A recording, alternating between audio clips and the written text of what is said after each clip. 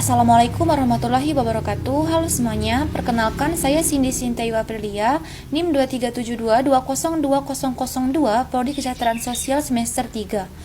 Tujuan dibuatnya video ini adalah untuk memenuhi tugas dari Bapak Merianto Esos MSOS terkait indikator kemiskinan yang terjadi di Kota Pagaralam dari tahun 2017 sampai tahun 2023. Penjelasan data penduduk miskin di Kota Pagaralam dari tahun 2017 sampai tahun 2023. Badan Pusat Statistik Kota Pagaralam mencatat persentase penduduk miskin dari tahun 2017 hingga 2023. Berikut adalah data yang menunjukkan persentase tersebut. Tahun 2017 sebanyak 8,89%, tahun 2018 sebanyak 8,77%, tahun 2019 sebanyak 8,90%, tahun 2020 sebanyak 9,07%, tahun 2021 sebanyak 9,40%, tahun 2022 sebanyak 8,47%, dan tahun 2023 sebanyak 8,88%. Dari data ini, kita dapat melihat bahwa angka kemiskinan mengalami perubahan dari tahun ke tahun. Di tahun 2017, angka kemiskinan adalah 8,89%, yang kemudian sedikit menurun pada tahun-tahun berikutnya hingga tahun 2020 ketika persentase meningkat menjadi 9,07%. Angka ini terus meningkat hingga mencapai puncaknya di 9,40% pada tahun 2021. Setelah itu, angka kemiskinan ini mengalami penurunan yang signifikan di tahun 2022 menjadi 8,47%, tetapi kembali naik di tahun 2023 menjadi 8,88%. Ini menunjukkan adanya ketidakstabilan dalam pengentasan kemiskinan di daerah Pagaralam. Jumlah penduduk miskin.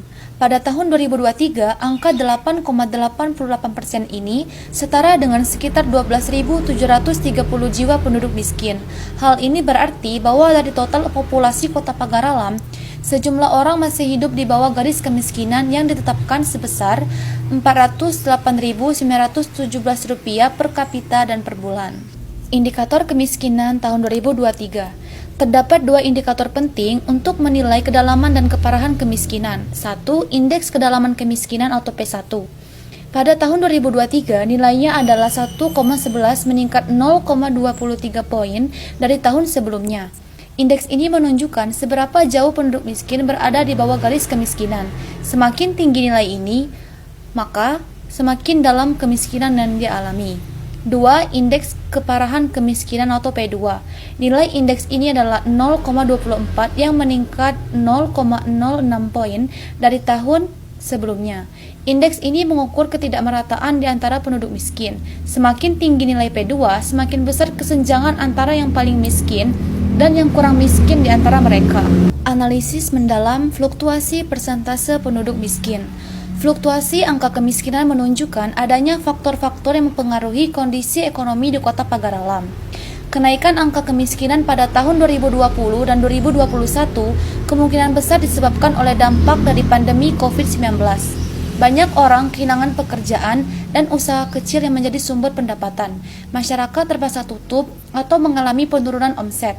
Ketidakpastian ekonomi ini tentu sangat mempengaruhi kesejahteraan masyarakat. Di sisi lain, penurunan angka kemiskinan pada tahun 2022 menunjukkan upaya yang mungkin telah dilakukan oleh pemerintah atau masyarakat dalam memperbaiki kondisi ekonomi, seperti program-program bantuan sosial. Namun, kenaikan kembali pada tahun 2023 menunjukkan bahwa tantangan ekonomi belum sepenuhnya teratasi dan masih banyak pekerjaan yang perlu dilakukan.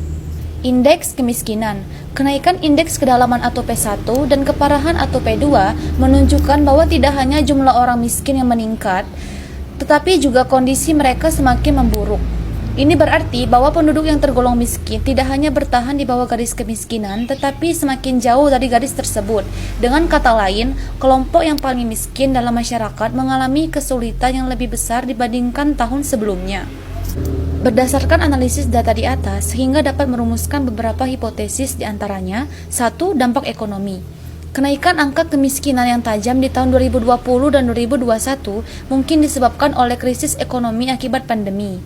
Banyak usaha kecil yang tutup mengakibatkan pengangguran yang tinggi. 2. Faktor sosial. Selain faktor ekonomi, rendahnya akses terhadap pendidikan dan layanan kesehatan juga berkontribusi pada kondisi kemiskinan.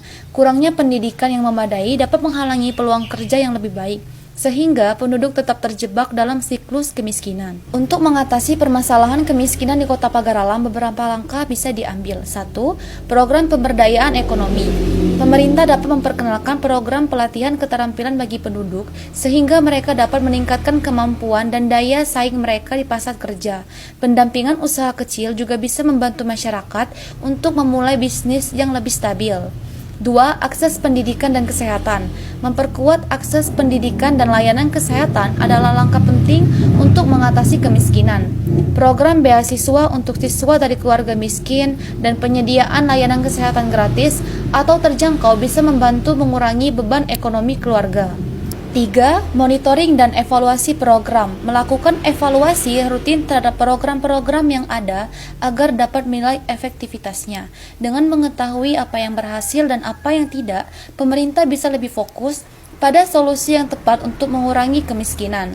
4. Kerjasama dengan sektor swasta.